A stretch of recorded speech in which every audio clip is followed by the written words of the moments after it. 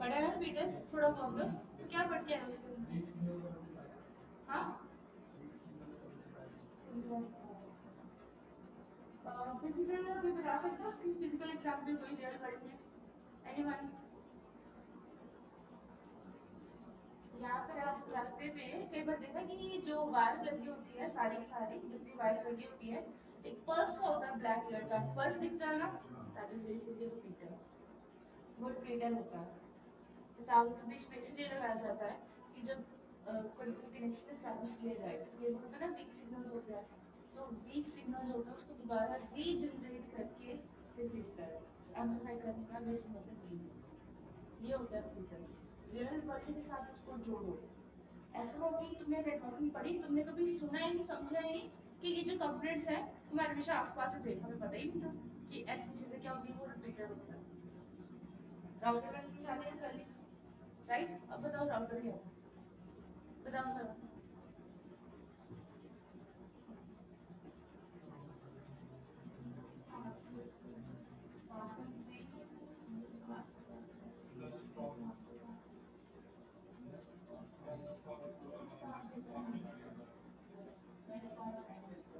और फिर उससे एफिशिएंट कार्ड डिफाइन करता है, ठीक है? एफिशिएंट कार्ड किसके लिए करने की है? हाँ, नेटवर्क को नहीं, नेटवर्क फ्लो करना, डेटा को सेंड करने के लिए, एक्चुअली डेटा पैकेट्स को जस्ट कैन सिंपली से data, but actual data packets. इन दोनों में फर्क क्या है? डेटा मैंने समझा था क्या चीज होती है, रॉ फैक्ट्स होते हैं। डेटा पैकेट्स का मतलब ये है कि तुमने एक कंप्लीट डेटा को या फिर उसकी इंफॉर्मेशन को जब छोटे छोटे हिस्से में डिवाइड कर दिया तो अब वो क्या बन गए, डेटा पैकेट्स बन गए। और इंटरनेट के अंदर जब भी आपका डेटा ट्रैवल करेगा वो डेटा पैकेट्स के थ्रू ही करेगा। वायर्स के अंदर जब भी आपका डेटा ट्रैवल करेगा वो किसके थ्रू करेगा, डेटा पैकेट्स के, एज अ डेटा पैकेट ही करेगा। क्लियर होगा सबको? Clear with everyone? अभी वो होता है ना हाइब्रिड टोपोलॉजी, उसका मतलब क्या होता है?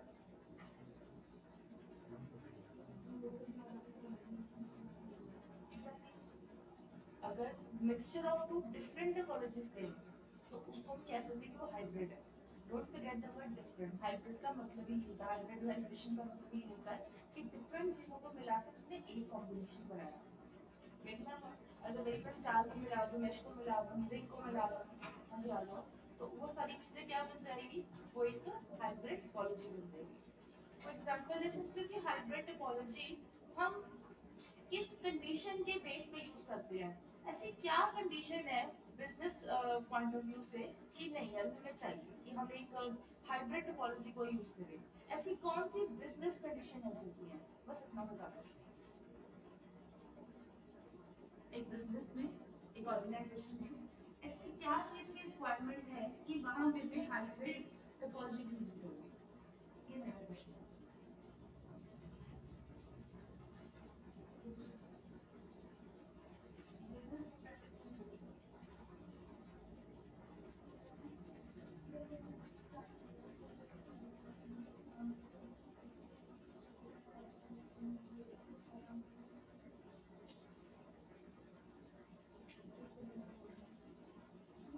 एक बनेगा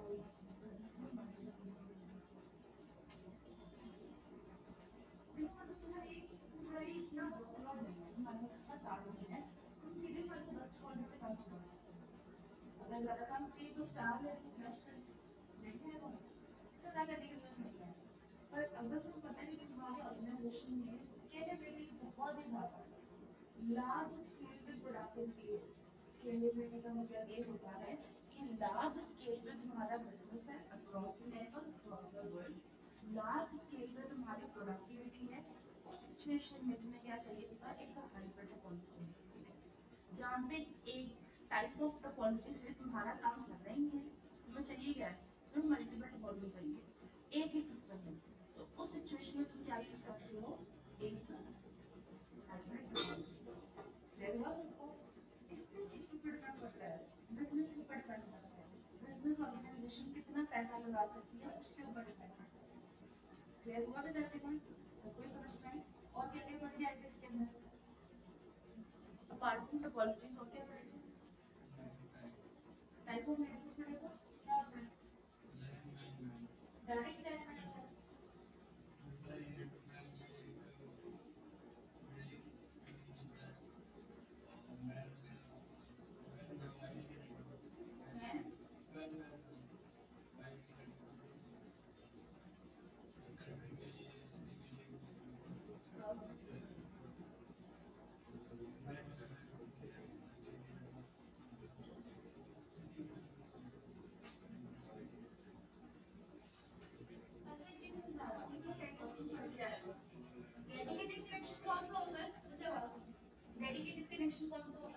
एक्सप्लेन भी करा था एक दो दिन पहले.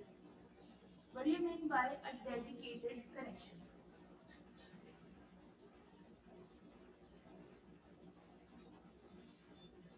बताओ. पहले सेंटेंस में होता था. ठीक है. फिर ऐसा होता था कि एक पूरे दूसरे कॉलोनी में सिर्फ एक ही बंदे के घर के पास क्या होता था, फोन कॉल होता था. ठीक है. और बहुत सारे लोग इससे कनेक्टिविटी कर सकते थे. नेटवर्क सबसे पहले बंद होता था. ठीक है. अब क्या सिस्टम रह गया, मैं बंद कर सकती हूँ. नेटवर्क अब मान लो कि तुम्हारे पर्सनल फोन है. मैं सेल फोन की बात नहीं कर रही, जो भी टेलीफोन आते थे ना, मैं उसकी बात कर रही हूँ. अब एक टाइम था कि जब पूरी कॉलोनी में किसी एक बंदे के पास फोन था और वो सबके साथ कनेक्टेड था. ना सबके घर के साथ तो कनेक्टेड था. अब एक सिचुएशन ये है कि हर घर के अंदर अपना एक पर्सनल टेलीफोन हो गया. सेल फोन एक टच वाली फोन है जिसका बटन हो गया. वो जैसे से करके लॉक करके ऐसे करते हैं. तो अब ये दो सिचुएशंस होगी. ये एक सिचुएशन थी जहाँ पे हर घर में एक पर्सनल फोन था, पर्सनल कनेक्शन था. उसको कहते हैं डेडिकेटेड सिस्टम. तुम्हारा वाईफाई तुम्हारे ही रहेगा ना, वो पड़ोसी को तो नहीं देगा. तुमने वाईफाई अपने के लिए लगाया ना, वो तुम्हारा क्या है, वो डेडिकेटेड कनेक्शन होगा. बस समझ गए. जिसको आप सिंगुलर कनेक्शन भी कहते हैं, इसको कहते हैं डेडिकेटेड कनेक्शन. और ये इंटरव्यू में पूछने वाला बहुत बड़ा क्वेश्चन है, बड़ा आम सा क्वेश्चन है. ये बताओ, नेटवर्क में जब कनेक्शन एस्टैब्लिश करते हो तो ऐसा कौन सा कनेक्शन होता है जो कि एक नोड को दूसरे नोड ट्रांसफर करा जाता है. एक नोड से दूसरे नोड में ट्रांसफर करने का मतलब ये है कि जो मेन हेड ऑफिस होगा फोन का, उस मेन हेड ऑफिस से कहाँ पर ट्रांसफर हो रहे हैं, एक सिंगल घर के अंदर. बात समझ में आई? उसको क्या कहा जाता है, डेडिकेटेड कनेक्शन कहा जाता है. बात समझ में आई सबको? क्लियर हो गया? अच्छा. अब जो मीडिया में क्या था, मीडिया नहीं पढ़ा. अच्छा, और कितने सब पढ़ेगा. थर्ड फ्लोर में कितने आंसर पे क्या है, हाँ जी शुरू.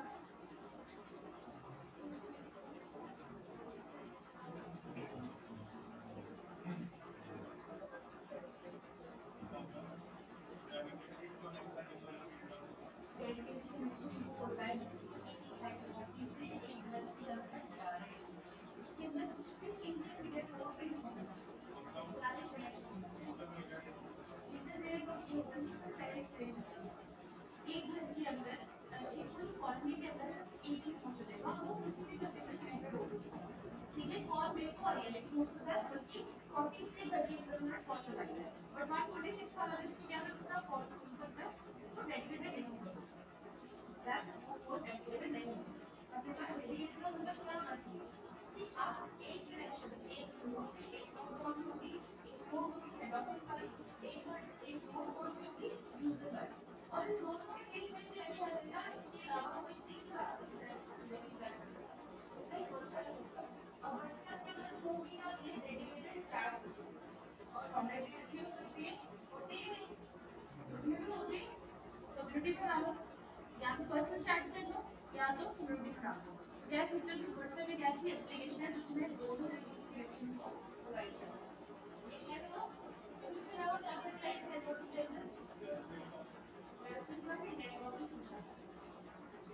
नेटवर्किंग के अंदर कितने सॉल्व किया है अभी तो नहीं.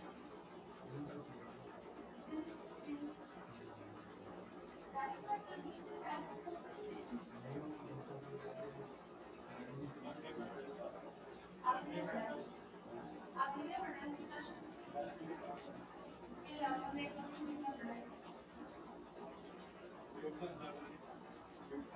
नेटवर्किंग में समझ.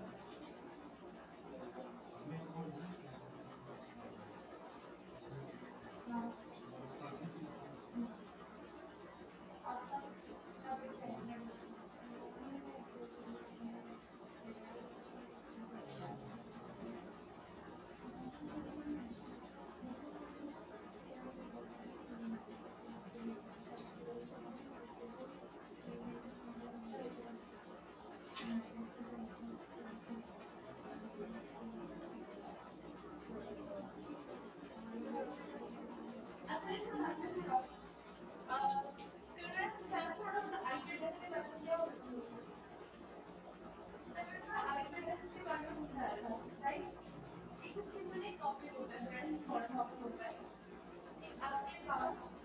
नेटवर्किंग के अंदर प्रोटोकॉल इसमें जो क्लाउड कंप्यूटिंग थोड़ा समझा रहा था, तो प्रोटोकॉल्स कितने हैं वो पढ़ के आए हो?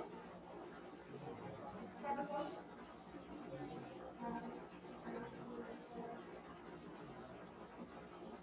एक बड़े फेमस प्रोटोकॉल होता है TCP/IP। इसका मतलब क्या है? TCP/IP का मतलब क्या है? ट्रांसमिशन कंट्रोल प्रोटोकॉल और आईपी का इंटरनेट प्रोटोकॉल। तो मैं डेफिनेशन इसकी थोड़ी बता सकते हो, मतलब एग्जांपल में क्या समझते हैं इसके अंदर? ये यूज किसके लिए होता है ट्रांसमिशन प्रोटोकॉल? ये चीज है क्या, ये बताओ।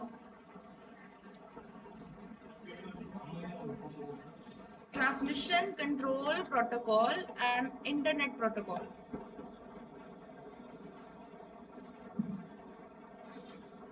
कल तुम लोगों को एक चीज समझाई थी ना, इंक्रिप्शन और डिक्रिप्शन वाली, ये सारी सेम ही चीज है, एक एक चीज इसके अंदर सेम है, बस लेयर्स को हटा दो। Gate my point? मैंने कल एक चीज बताई थी कि मान लो यहाँ से कोई सेंडर होगा, उस सेंडर ने क्या भेजा होगा, एक मैसेज भेजा होगा, कोई मैसेज, हाँ जी आ रहा है, कोई भी उसने मैसेज भेजा होगा। अब वो जो मैसेज होगा वो किस में चेंज हो जाएगा? कोड का नाम क्या था? Cipher code. तो उसका कोड का नाम क्या था? Cipher code. अब वो जो साइफर कोड होगा वो कुछ भी कन्वर्ट हो सकता है, वो तुम्हें भी नहीं पता क्या कन्वर्ट होगा, बट एक कोई टेक्निक तो होगी ना जिसमें कन्वर्ट होगा, ऐसे थोड़ी ना जैसे मर्जी कन्वर्ट हो जाए, कोई टेक्निक्स लगेगी। अब वो टेक्निक्स क्या होगी, ऑर्गेनाइजेशन के ऊपर डिपेंड होगी। आर्मी वाले वखरे लगाएंगे, प्राइवेट बिजनेस वाले वखरे लगाएंगे, गवर्नमेंट बिजनेस वाले वखरे लगाएंगे। Gate my point? अगर गवर्नमेंट ने कोई चीज, कोई डॉक्यूमेंट, कोई मैसेज आर्मी वालों को भेजना होगा, तो उसके बीच में वो इंक्रिप्शन डिक्रिप्शन टेक्निक होनी चाहिए। तो यहाँ पे बड़ा ही इंपॉर्टेंट कंसेप्ट आ जाएगा साथ साथ में जो चलेगा, दैट इज दी कीज। कल कीज मैंने बताई थी ना, एक सिमिलर की जो इंडियन गवर्नमेंट के पास होगी, वो सेम की कहाँ पे होनी चाहिए? आर्मी वालों के पास होनी चाहिए। अगर उनके पास होगी तो ठीक है, वो अनलॉक कर पाएंगे, अपना डिकोड कर पाएंगे, वरना वो नहीं कर पाएंगे। बात समझ में आई? हमने कहा यहाँ से तो वो सिफर कोड में चला गया, अब जब वो इंटरनेट में ट्रैवल करेगा तो यहाँ पे क्या आ जाएगा? राउटर आ जाएगा, डन। लेकिन द मोमेंट वो यहाँ से क्या हो गया, डेटा पैकेट्स में तब्दील हो चुका था, उसी टाइम पे वो क्या जाएगा, वो TCP/IP प्रोटोकॉल में जाएगा। क्योंकि यहाँ से वो क्या करेगा, वो सेंडर का IP एड्रेस लेके जाएगा। IP एड्रेस यहाँ से शुरू हो जाते हैं। आपने क्या कहा था? TCP/IP की फुल फॉर्म क्या थी? Transmission control protocol. तो ट्रांसमिशन का मतलब ये होता है कि जब data packets are travelling in the internet, transmission का मतलब ही यही है, when data packets are travelling over the internet in the form of data packets, get my point? तो उसको आप ट्रांसमिशन कहते हो।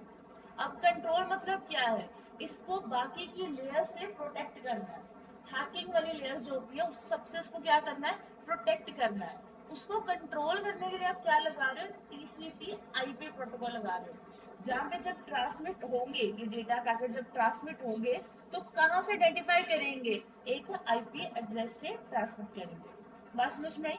और एक मैंने आपको बताया था, CMD में आप ऐसे जाके कोशिश करी थी किसी ने IP कॉन्फ़िगर करने की,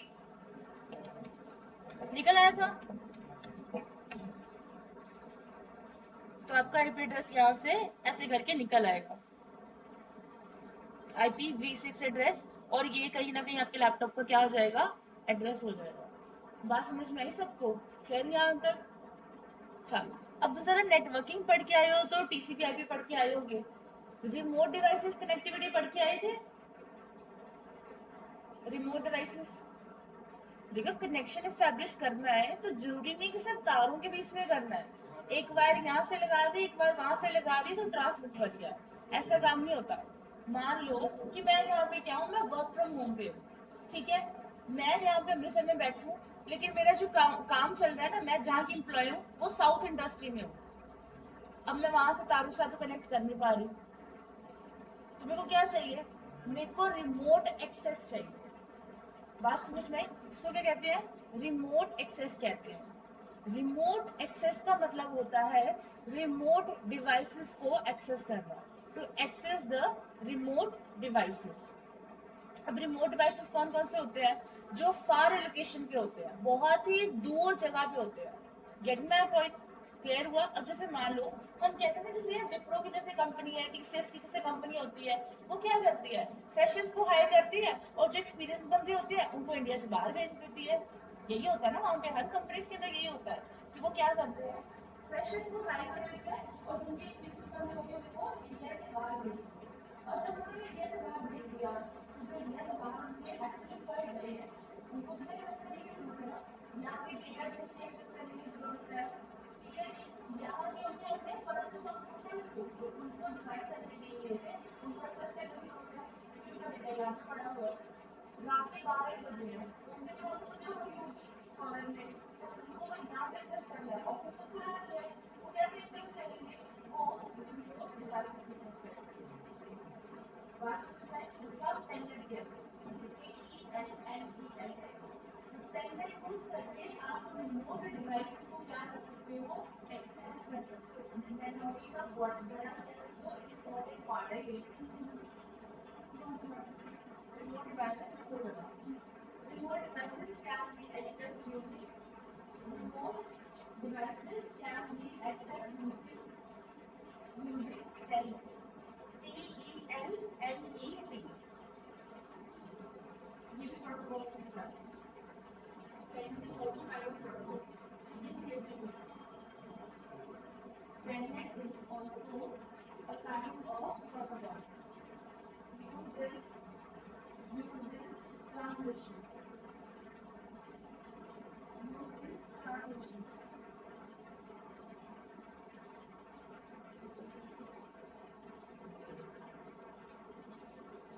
ये बात समझ में आई सबको?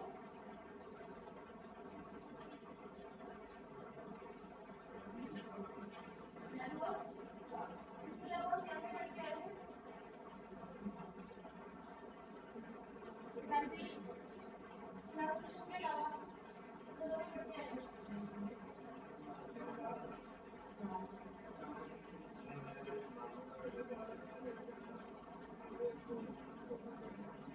समझ में होता है। हाँ जी क्या है?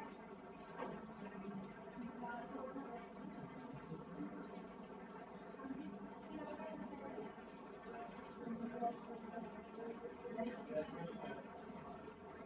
हाँ हाँ मुझे बस आप बताओ, दस मिनट खाली हो रहे हैं।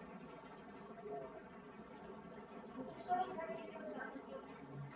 नहीं डेफिनेशन ही चाहिए, क्या समझा मुझे नहीं चाहिए। मैंने पहले बोला कि डेफिनेशन ही चाहिए। बताओ बताओ।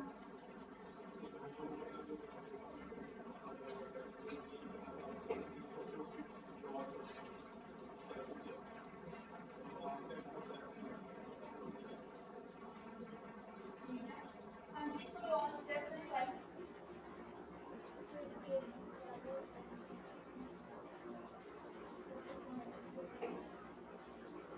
अच्छा मुझे अच्छा तो मतलब क्या है?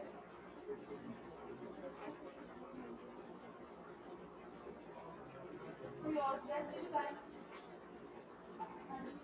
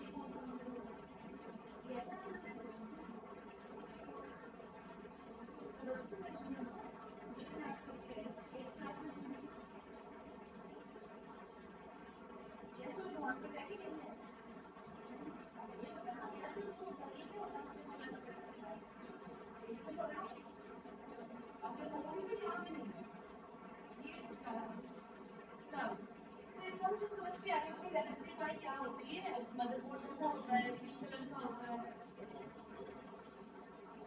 चलो पिक देखते हैं जो ज्यादा जरूरी है।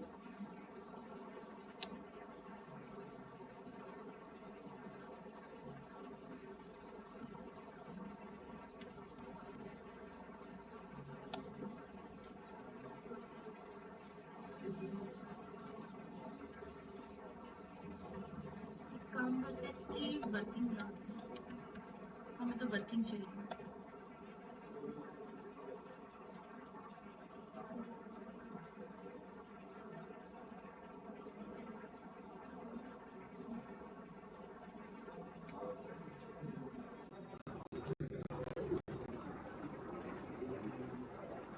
नेट चले तो ये क्लियर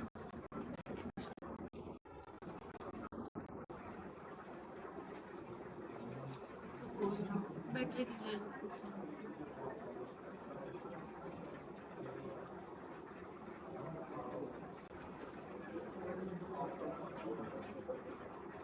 चलो इमेज क्लियर है सबको। चलो तो यहाँ पे आपको बड़े सारे वो पोर्ट्स दिखाई दे रहे होंगे, कहते हैं यहाँ पे माइक्रो यूएसबी पावर होती है, एसडी कार्ड पोर्ट होता है, ऑडियो जैक होता है, एसडी कार्ड होता है, यूएसबी पोर्ट्स होते हैं। ये वखरे वखरे क्या होता है, अगर मेरे पास ये लैपटॉप भी है तो उसके अंदर एचडीएमआई भी है। Gate my point. इसके अंदर तुम्हें डिफरेंट चार्ज केबल लग जाएंगे, ऑडियो जैक मिल जाएगा, एसडी स्लॉट मिल जाएगा, इसके नीचे आएगा mono audio. Gate my point.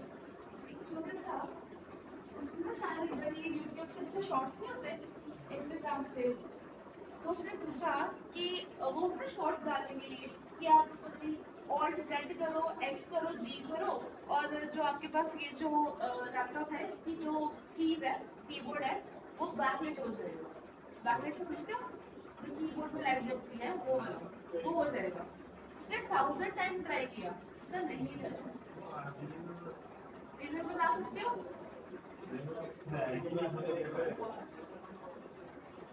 क्या कंपोनेंट नहीं है? कितना बेसिक सा इसका आंसर था, जिसके दिमाग में अगर नहीं आया तो थोड़ा और पढ़ लो। कितना बेसिक आंसर है, अगर तुम्हारे लैपटॉप में, तुम्हारे मदर बोर्ड में वो कॉन्फ़िगरेशन है ही नहीं तो चलाओगे कहाँ से? गेट माय पॉइंट, बात समझे नहीं समझे?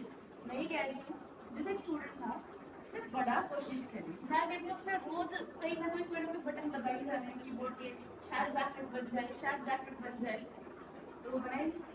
अगर मान लो मेरे पास ये जो लैपटॉप है, अब ये बैकलाइट नहीं है, अगर मुझे इसको बैकलाइट बनाना होगा तो मुझे क्या चेंजेस करने पड़ेंगे, कहाँ पे चेंजेस होंगे और कैसे चेंजेस होंगे? कीबोर्ड के ऊपर चेंजेस होंगे, दोनों पे मिलेंगे, दोनों में मुझे क्या मिलेगा?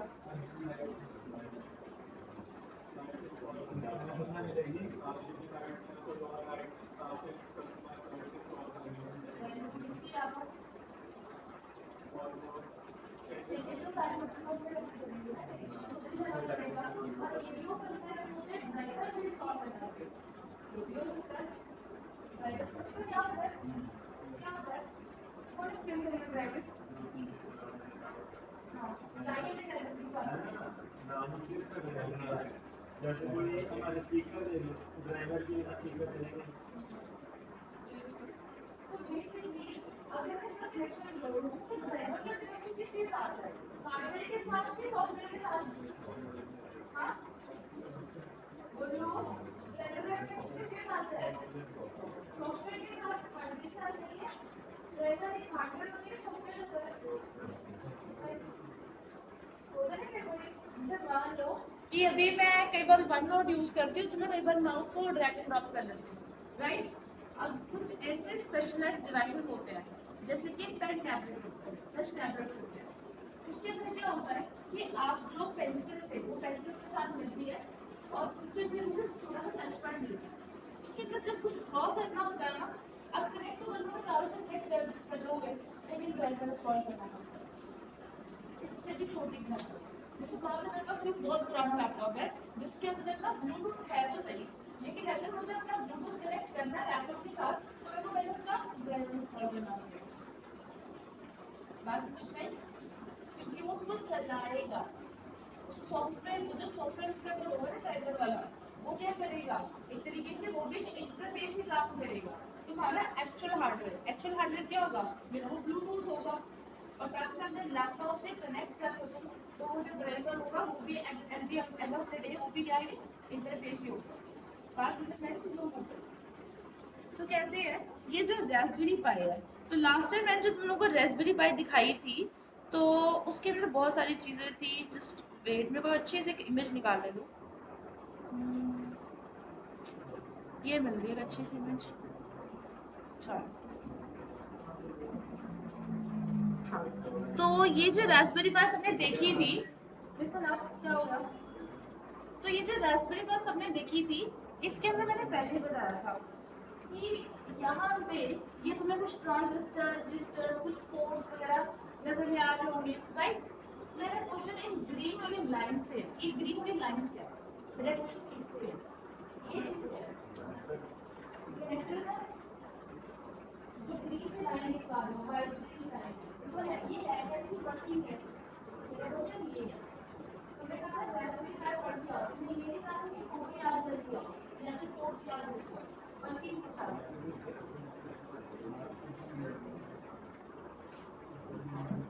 ये वाले पोर्ट्स देख पा रहे हो ना, ये वाली जो लाइंस बनी हुई है, ये चीजें क्या है, इसके अलावा हमें प्रॉपर वर्किंग अगर एक शब्द बता दो या तो वर्किंग सीरीज क्लियर हाँ हो सकता है वर्किंग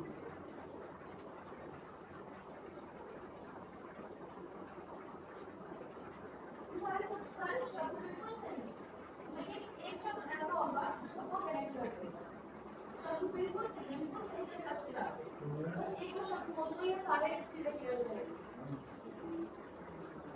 एक स्टैंडर्ड पे 7 पे 6 पे हाँ हाँ, दिमाग तो मतलब होता है सब ध्यान से पढ़ना, वो सारे डिवाइसेस को मिलते हैं, वो हार्डवेयर डिवाइसेस होते हैं, जो डिवाइस कहाँ से कौन सी लैंग्वेज पढ़ेंगे आप अगर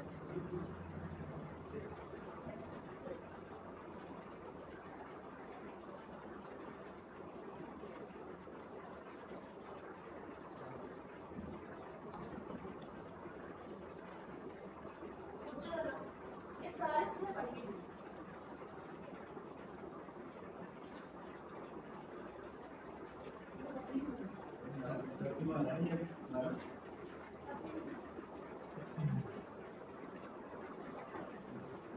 चलो एक काम करो, इसके बारे में ना मैं तुम्हें दे रही हूँ V48 हुए ना, 815 पे मेरे को आंसर चाहिए अभी रास्पबेरी पाई की वर्किंग करो राइट नाउ, इमेजेस को ढूंढो जैसे मर्जी करो, गूगल में बहुत पाई होगा, तो ये पता चलिए तो गूगल करते होगा तो मैं बाबू की तरह करता एक में आप शुरू हो जाओ, मेरे को 815 पे इसका आंसर चाहिए ये कैसे वर्किंग होगी, शुरू हो जाओ।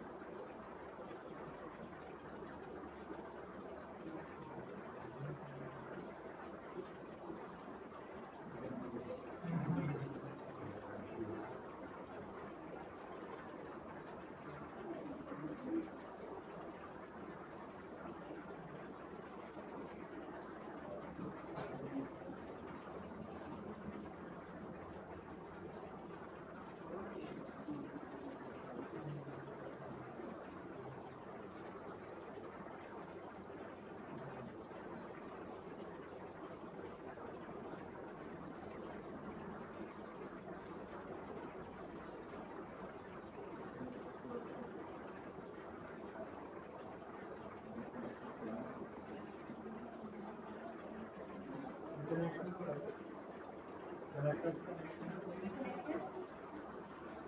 इसके अलावा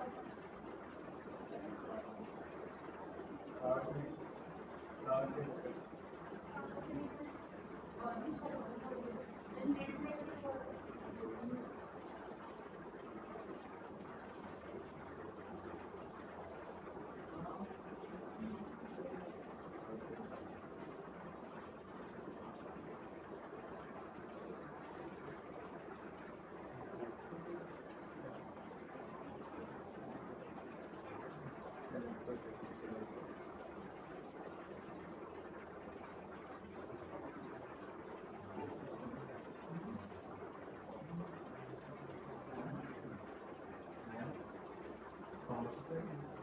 पावर सप्लाई कैसे पावर सप्लाई होती है तो कैसे होती है पावर तो सप्लाई हो रही है फर्स्ट ऑल लेकिन वो कैसे हो रही है तो सबने छोटी क्लास में पढ़ा हुआ ऑन ऑफ करते थे ना छोटी क्लासेस में एक ऑन होता था एक ऑफ होता था लाइन नीचे कर दो तो वो ऑफ हो जाता था डॉट डाल दो तो वो ऑन हो जाता था सबने पढ़े थे छोटी क्लासेस में स्विचेस ऑन ऑफ कैसे होते हैं सबने पढ़ा हुआ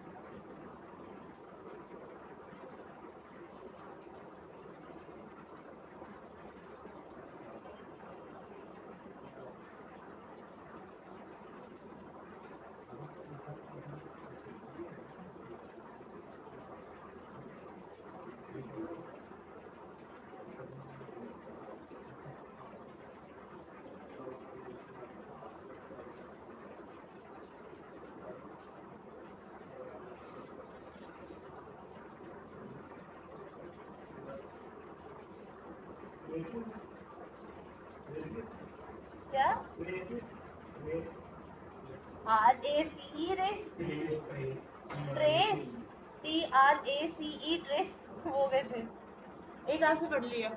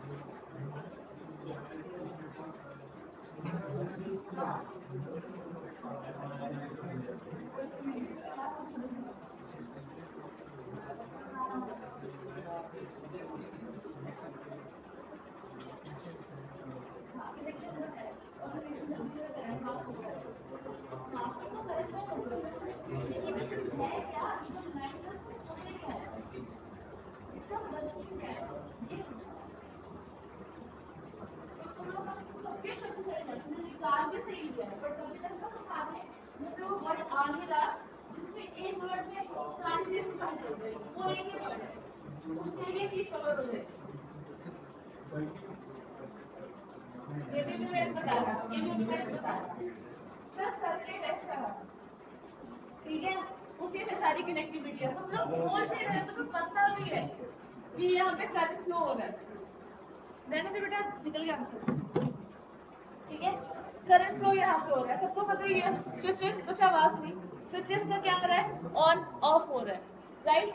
और यही तो है सारी चीजें, तुम्हें पता भी है करंट फ्लो हो रहा है। जब करंट होगा तो क्या डिनोट करेगा, क्या डिनोट करेगा, 1 डिनोट करेगा। और जब करंट नहीं होगा तो क्या डिनोट होगा, 0 डिनोट होगा। सिंपल सा लॉजिक था। और इसका नाम भी सही है, ट्रेसिस ही इसका नाम, लेकिन ट्रेसिस से पहले इसका नाम सर्किट ही एज एस्टैब्लिश हुआ, क्योंकि यही सारा सर्किट एस्टैब्लिश कर रहा होता है। और नेटवर्किंग के अंदर सर्किट जो होते हैं, इसको और ब्रॉडली कैटेगराइज कर दिया गया है, उसको और स्विचेस के अंदर पार्ट में डिवाइड कर दिया गया है। बात समझे? तुम गूगल से जितना पूछोगे वो तुम्हें उतना ही बताएगा, और वो भी तुम्हें करेक्ट नहीं बताएगा। क्लियर हुआ सबको? ये है सारा इसका काम। चैट जीपीटी कुछ नहीं देना, चैट जीपीटी बंद हो जाना। ये जितनी लाइंस है कि मान लो एक मॉड्यूल है, अभी इसको क्या कहते हैं उसकी टेंशन लेनी। मान लो ये एक मॉड्यूल होगा और ये दूसरा होगा, अगर इसके बीच में यहाँ तक मुझे कनेक्टिविटी चाहिए होगी तो मेरे को तो करंट पास करवाना पड़ेगा ना। फोन्स है, फोन्स में क्या करते हो, कई बार कई ऐसे फोन होते हैं, जैसे मान लो रेडमी के कितने नए नए डिवाइसेस आ गए हैं। अब जो रेडमी के पुराने मॉडल है, जैसे रेडमी 8 हो गया, रेडमी 8A डुअल हो गया, है किसी के पास ऐसा कोई डिवाइस? रेडमी 8, सबके पास नए नए फोन हो गए। फाइव है, कैसे चल रहा है? सही चल रहा है। जैसे डिवाइसेस ऐसे कि मेरे घर के पास एक डिवाइस है, उसमें कनेक्ट की करेंगी रेडमी 8A डुअल प्लस का डिवाइस, और एंड्रॉइड 10 को यूज करता है, और उसके फोन का बहुत ही बुरा हाल है, मतलब लिटरली बहुत ही ज्यादा बुरा हाल है उसके डिवाइस का। एंड स्टिल यूज करना पड़ता है। ऐसा होता क्यों, क्यों अपडेट्स नहीं आती? तो बता सकते हैं? जो पुराने डिवाइसेस होते हैं उसमें जनरली कोई नई अपडेट नहीं आती, ऐसा क्यों होता है? कंपनी बोलती है कि आपको 3 साल का अपडेट मिलेगा और 4 साल का पैसा ऑप्शन।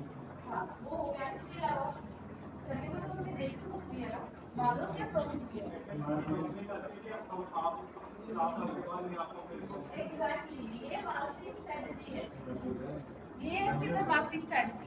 वो कहती है आप नया कुछ आवाज नहीं, वो कहता है नया फोन खरीदो, पुराने का क्या करना है, यही बात। अब इसकी 2 GB रैम, उसमें तुम क्या ही भर दोगे एंड्रॉइड 10 के अलावा? इसकी रैम ही 2 GB है, उसको तुम कितना एंड्रॉइड 13 या 14 दोगे, वो इतना केपेबल ही नहीं है, उसके अंदर इतनी कैपेसिटी नहीं है। बात समझे इस चीज को लेके? वर्चुअल के अंदर होनी चाहिए, होनी चाहिए, हमें चाहिए नए सिस्टम में चाहिए। और अगर बढ़ा दोगे तो क्या पता, तुम जो कैमरा यूज करते हो, जैसे कहीं के फोन में प्रॉब्लम आ रही थी, मान लो हमें इंस्टॉल करने का अलग से पैकेज इंस्टॉल करते हो, जब अपडेट ना आती तो हम क्या करते हैं, अलग से कोई भी प्ले स्टोर से पैकेज इंस्टॉल करके उसको डाउनलोड कर लेते हैं, तब भी चल जाता है। और वो तुम्हें वर्चुअलाइजेशन का ही कंसेप्ट देता है। तो जो वर्चुअल रैम होती है, जो 3 GB एक्स्ट्रा कर सकते हो, उसका ही पूरा फील आता है।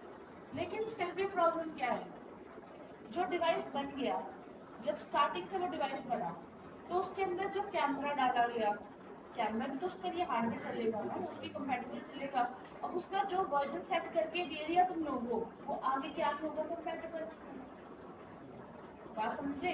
तो इसको कहते हैं कैपेसिटी ऑफ द डिवाइसेस। वो कितना लोड ले सकते हैं, कितना सर्किट तुम उसके अंदर डाल सकते हो कि इतना करंट वो ले लेंगे, इतना सर्किट उसके अंदर मौजूद होगा कि नहीं होगा, क्या वो फोन फट नहीं जाएगा, ब्लास्ट नहीं हो जाएगा, ओवरहीट नहीं होना शुरू हो जाएगा। ये सारे कंसेप्ट्स हैं। रास्पबेरी पाई पढ़ रही हो तो एक एक कंपोनेंट को छान के पढ़ो। क्या वर्जन डिपेंडेंसी होती है, क्या एक डिवाइस की दूसरे डिवाइस के साथ कैपेसिटी कंपेयर होती है, ये सारी ए टू सी सारी नॉलेज को पढ़ा करो। पता नहीं पढ़ने में कंजूसी क्यों करते हो, तुम्हारे क्या मतलब।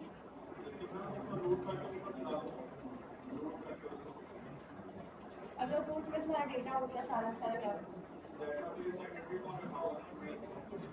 है ही उसके पास, मैसेज है उसके पास, वो भी है ही, तो करना क्या है। अगर तुम्हारे पास सेकेंडरी फोन है तो चेक करने में बहुत खराब है, उसको छोड़ोगे, उसको हाथ भी लगाओगे, क्योंकि तुम्हारी सेकेंडरी की सारी चीजों को तो ये लेके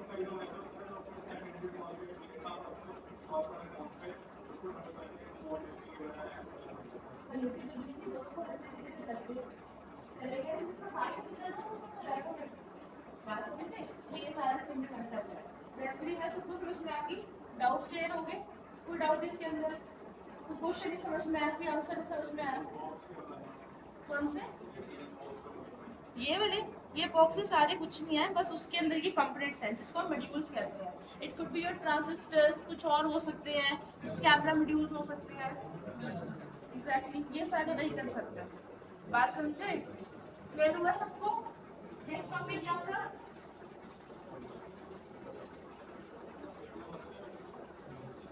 एक रेस्पिरेटर बोला था, एक नेटवर्किंग का डाटा बोला था, एक बैटरी सिस्टम बोला था, फिर बैटरी सिस्टम बोला था, बस तो थोड़ा बहुत कॉन्सेप्ट है।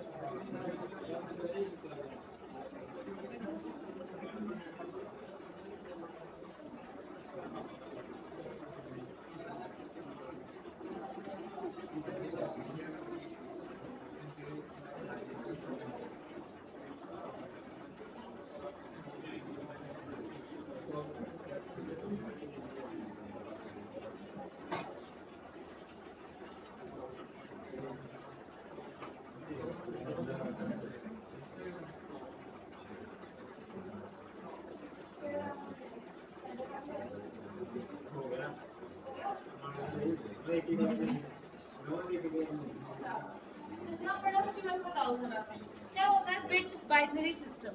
बिट स्टेट होती है, बिट्स क्या होती है? मतलब बिट हमेशा कि एक स्टेट में रहता है, ऑन और ऑफ में, ऑन और ऑफ में। और बाइनरी सिस्टम होता है जिसकी दो वैल्यूज होती है, जो जीरो और वन होती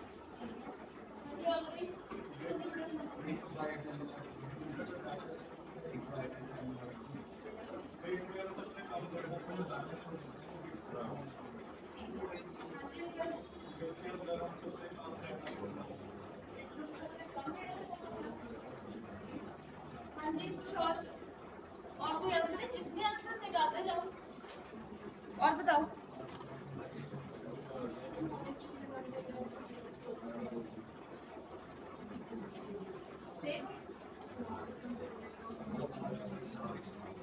ठीक है, अच्छा ठीक है। Listen up students, listen up. BPS सुना है कभी? सुने?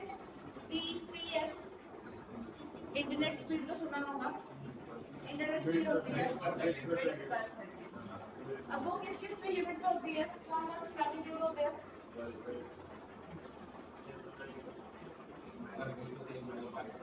हाँ, और निकालते जाओ सैंपल सारे सारे। जीबी होता है पहले, टेराबाइट्स में होता है, और एक रहेगा। हाँ, एक और रह गया, एक और रह गया, किलोबाइट, राइट? बस यही सारे लिख सकते हैं, बिट्स पर सेकंड। राइट? ये जो इंटरनेट स्पीड होती है बिट्स पर सेकंड, अगर हम इसको डिफाइन करें तो बिट्स पर सेकंड में हम डिफाइन क्या करते हैं?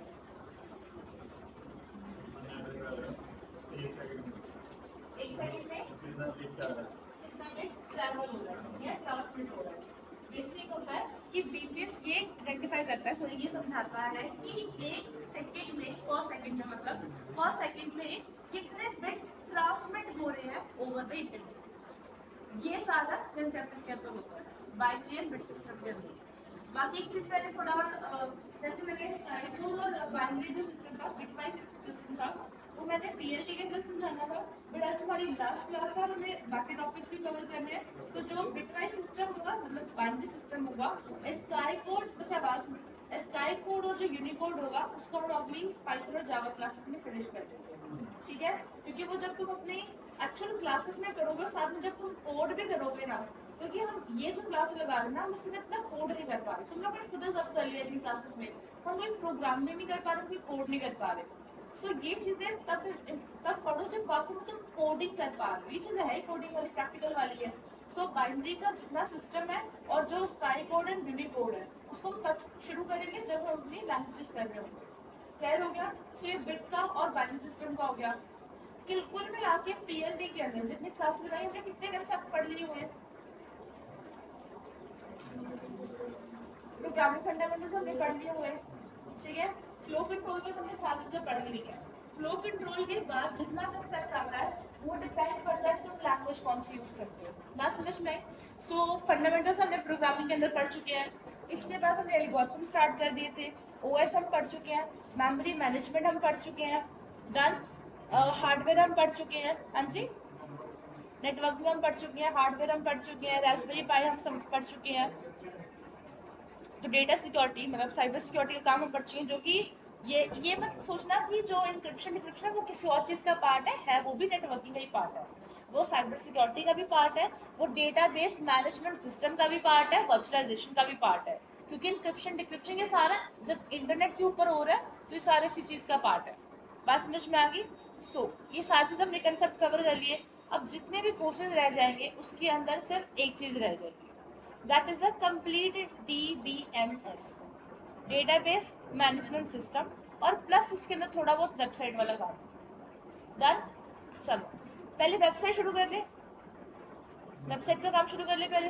चलो अब जिनके तो प्रोजेक्ट्स हैं वो मेरे को ये बता दो कि तुम लोगों ने बनाया था वेबसाइट दिया, ऑलमोस्ट क्या सभी का प्रोजेक्ट है, मान के चलो सबका प्रोजेक्ट है। तुम सब लोगों ने जितने भी करियर कोर्सेज को ज्वाइन करा हुआ है वो सभी का अपना अपना एक करियर कोर्स होगा जिसके अंदर तुमने अपना प्रोजेक्ट बनाना है, and that project consist of front end back and both. बात समझ में आई?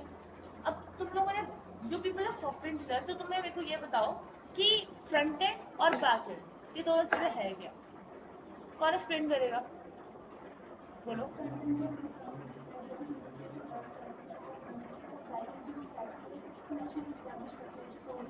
एग्जैक्टली बिल्कुल सही। बैकएंड क्या होता है? जहाँ पे एक्चुअली में कनेक्टिविटी है। Gate my point? कनेक्टिविटी का मतलब क्या है? जहाँ पे एक्चुअली में सारी की सारी वर्किंग है, वो सारा आपका बैकएंड है। और यूआई जो यूजर इंटरफेस है, वो आपका सारा क्या है? फ्रंट एंड है। और यूजर को कोई फर्क नहीं पड़ता कि उसके इंटरफेस में जो दिख रहा है वो कैसे चेंज हुआ, कैसे शुरुआत हुई उसकी, किस तरीके से वो वर्क कर रहा है, एग्जीक्यूशन कैसे है, यूजर को उससे कोई फर्क नहीं पड़ता। ये बात सबको समझ में आ गई। अब ये तो होगा फ्रंट एंड और बैक एंड। अब फ्रंट एंड की लैंग्वेजेस और बैक एंड की लैंग्वेजेस कोई बता सकते हैं? Three most essential part two create a website. Most essential part. JavaScript, ये तीन सबसे ज्यादा एसेंशियल है। वैसे है बहुत ज्यादा, डाल्विन भी है, गेट माय पॉइंट, पीएचपी भी है, कनेक्टिविटी के लिए बहुत सारी चीजें हैं। लेकिन तुम्हारे पास तीन चीजें वो तो करनी ही पड़ेगी। बट क्या एक वेब डेवलपर हमेशा एचटीएमएल सीएसएस को यूज करेगा? करेगा? नहीं करेगा? हमेशा करेगा? मैंने कहा हमेशा, मेरे कहने का मतलब ये है, मेरे पास कोई क्लाइंट आया, वो कहता है मेरे को परसों तक वेबसाइट बना के दे। अगर मैं खुद एचटीएमएल सीएसएस का सारा कोड लिखने बैठूंगी तो प्रॉब्लम हो जाएगी।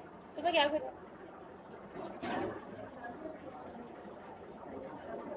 पहले से फॉर्मूला बना के रखूँ। इसके अलावा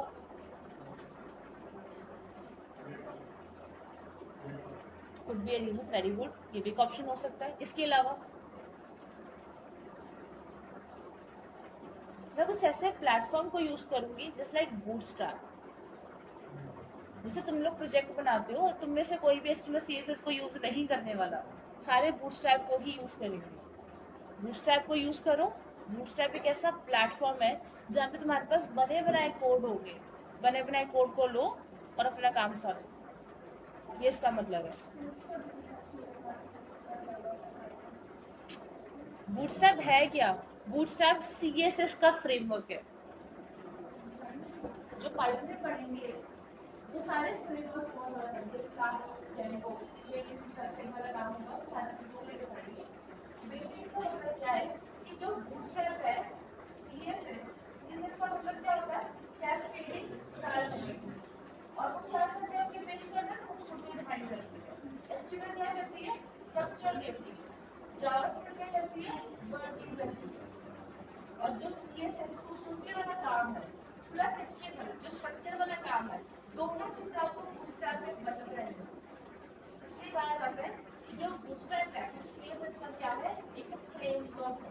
कि तुम लोग बेसिक पढ़ के आ गए, अब तुम्हें क्या करना है? उसका फ्रेमवर्क पढ़ना है, जहाँ तुम्हें बनी बनाई कंपोनेंट्स आराम से फ्रेमवर्क हमको। तो ये होता है बूटस्ट्रैप। ये अगर मेरे को पता है, तो परसों किसी को असाइनमेंट देंगे, किसी को आज ही इसको प्रोजेक्ट देना है और मेरे पास प्रोजेक्ट बना बनाया नहीं है, तो मेरे पास दो ही ऑप्शन है। या तो मैं गिटहब के पास जाऊँ, और गिटहब के पास अगर मेरे को प्रोजेक्ट नहीं मिला, बेसिकली गिटहब क्या होता है? ये भी एक ऑनलाइन प्लेटफॉर्म है जहाँ पे आपको बने बनाए प्रोजेक्ट्स मिल जाते हैं, लेकिन बहुत सारी प्रॉब्लम्स होती है। तो एक बार होता है वहाँ पे मिल नहीं पाता प्रोजेक्ट, कंप्लीट कोड नहीं मिलता, वर्किंग नहीं होती। और अगर कोड लेके तुम अपने सिस्टम में भी आ गए हो तो वर्क नहीं करेगा, क्योंकि तुम्हें चलाना नहीं आता। बात समझ में? तो ये सारी प्रॉब्लम्स होती है। और अगर तुम्हें पता है कि मेरे पास, मुझे आवाज नहीं आनी चाहिए, तो अगर मैंने कहा कि मेरे पास अपना एक प्रोजेक्ट है जो मैं अभी 5-10 मिनट में मॉडिफाई करके अपने क्लाइंट को दे सकती हूँ, so what I will use. बात समझ में? तो ये सारा क्या होता है? वेबसाइट का काम होता है। अब वेबसाइट तो वही है जो तुम्हें दूर दूर से दिख रही है, मतलब सामने सामने से दिख रही है। इसके लिए तुम्हें क्या चाहिए? बैकएंड चाहिए। कनेक्टिविटी के लिए एक लैंग्वेज चाहिए। एंड एक्चुअली बैकएंड का मतलब एक और भी होता है, डेटा स्टोरेज। स्टोरेज डेटा को स्टोर करना। कहाँ से? तुमने वेबसाइट को कहा कि अगर तुम्हें हमारी सर्विसेज को ज्वाइन करना है, तुम्हें पार्टनरशिप चाहिए, जैसे जिम की मेंबरशिप वगैरह होती है, राइट? तो अगर तुम्हें जिम की मेंबरशिप चाहिए तो तुम्हें क्या करना पड़ेगा? अपने लॉग इन साइन अप करना पड़ेगा और हर महीने तुम्हें पेड पैसे पेड सब्सक्रिप्शन देनी पड़ेगी। डन। अब वो कैसे होगा? तुम तो ऑनलाइन पे करोगे, तो वेबसाइट से कैसे जाता है पैसा? पैसे कैसे जाता है? जो ट्रांसफर होता है, तुम लोग जो डेटा देते हो, चलो पैसे की बात नहीं, पैसों की हम बात करेंगे। लॉग इन साइन अप करते हो, डन। वो वो लॉगिन और जो साइन अप होता है वो कैसे उनके डेटाबेस में चला जाता है। डेटाबेस समझते हो ना, बताया था मैंने, जहाँ पे डेटा जरा स्टोर हो जाता है। तुमने फॉर्म भरा ऑनलाइन, देन तुम लोग सारी कंपनी वाले हो, तो टीसीएस आएगी तुमसे ऑनलाइन फॉर्म लेगी, तुमने अपना फॉर्म भर दिया, तो अब क्या होगा, अब उनके पास तुम्हारा डेटा चला गया, अब वो तुम्हें मेल कर देगी कि आओ ज्वाइनिंग करो, ये समथिंग अपना पेपर क्लियर करो, ये वो दैट। वो काम कैसे हो रहा है, डेटा जो है वो तुम्हारा डेटा वेबसाइट से उनके बैकएंड में कैसे जा रहा है, ये है मेरा क्वेश्चन।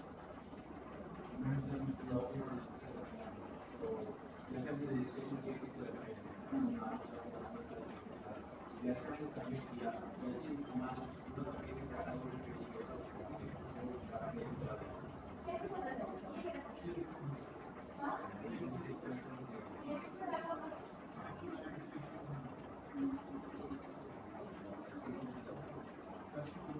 लिसन आप, ये समझते हो ये क्या होता है, ये चीज क्या है, इसकी मतलब क्या होती है, ये एक्चुअली है क्या, इसका पर्पस क्या है, काम क्या करता है इसका, ये वेबसाइट एड्रेस है, रिसोर्स लोकेटर, मतलब एक वेबसाइट का एड्रेस होगा, तुम्हारे घर का एड्रेस नहीं होता है, तुम्हारे घर का एड्रेस क्या होगा, तुम्हारा यूआरएल होगा। बात समझ रहे हैं कि अगर मुझे, मैं चाहती हूँ कि तुम्हें एग्जैक्ट यही इमेज मिले और ये जो पिछले सारी इमेजेस है ना, मेरे को यही पेज तुम्हें मिले, तो मैं क्या करूँगी, इसका जो यूआरएल होगा वो तुम लोगों को सेंड कर दूँगी, तुम जैसे इसके ऊपर क्लिक करोगे तो डायरेक्ट इस पेज के ऊपर आएगा।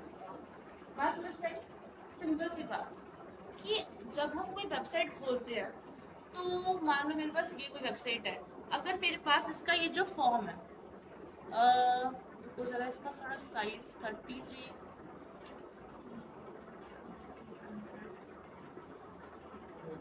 मैंने साइज इसका कितना करके रखा हुआ है, 67 ही है, ठीक है। बाय डिफॉल्ट तो 100 ही रहना चाहिए, और कुछ ना कुछ मैंने गड़बड़ करी है शायद। अच्छा मान के चलो, जैसे ये इनका छोटा सा इनका फॉर्म है, जो भी है इसका छोटा सा फॉर्म है,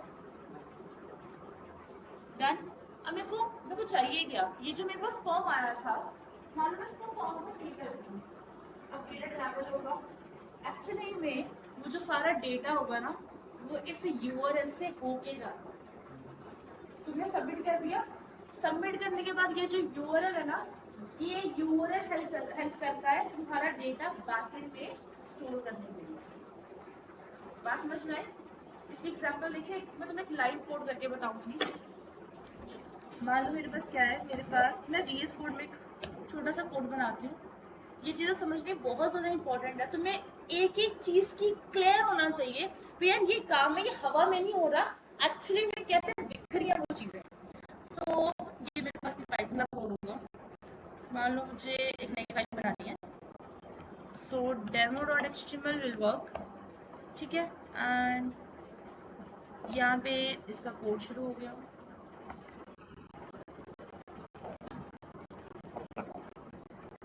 बड़ी स्लो इसकी, अच्छा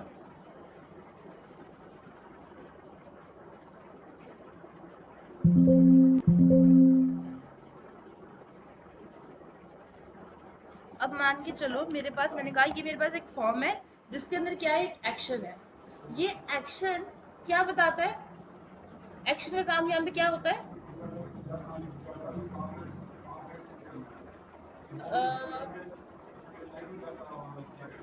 नहीं, इसका मतलब होता है रीडायरेक्शन। एक्शन यूज होता है एक पेज के अंदर, बेसिकली एक वेब पेज के अंदर रीडायरेक्शन डालने के लिए। मैंने कहा कि मान लो इसके अंदर मेरे पास क्या होगी, रुको मैं भी ये चीज़ एक्सप्लेन करती हूँ। मैंने कहा एक मेरे पास इनपुट होगा जिसका टाइप मान लो चलो टेक्स्ट ही है, एंड एक उसके अंदर एक प्लेस होल्डर होगा। बस देखते जाओ कोड को, तो मैं भी समझ लग जाएगी। मैं यहाँ पे लिख रही हूँ एंटर यूज़र नेम, यहाँ पे यूज़र नेम आएगा, ठीक है, और इसके अंदर मैं एक यूज़र नेम और दे रही हूँ, मैं ज़्यादा कॉम्प्लेक्स नहीं करूँगी, एकदम सिंपल रखूँगी इसको। एंड देन मैंने यहाँ पे रख दिया अपना पासवर्ड, एंड यहाँ पे BRB यूज़ कर लेते हैं, थोड़ा बेटर दिखेगा, ठीक है, पासवर्ड, और मैं यहाँ पे एक इनपुट टाइप ले रही हूँ जिसका पासवर्ड भी क्या होगा, पासवर्ड होगा, and next would be the place holder, enter your password. Done. और एक मैं यहाँ पे इनपुट बटन ले लेती हूँ, ठीक है। इनपुट के अंदर टाइप जो होगी वो सबमिट होनी चाहिए। बस समझ में आई? अब जरा इस पेज को रीलोड कर देते हैं। छोटा सा कोड लिखा है मैंने यहाँ पे, बस ऐसा दिख रहा है। और ये सबमिट आया नहीं नीचे, मैंने कुछ गड़बड़ कर दी शायद। हाँ, मैंने स्पेस डाल दी है। चलो बन गया काम। अब ये दिख रहा है ना सबको, प्रॉब्लम तो नहीं आ रही किसी को? चलो, जब मैंने यहाँ पे सबमिट किया तो ये सबमिट हो गया।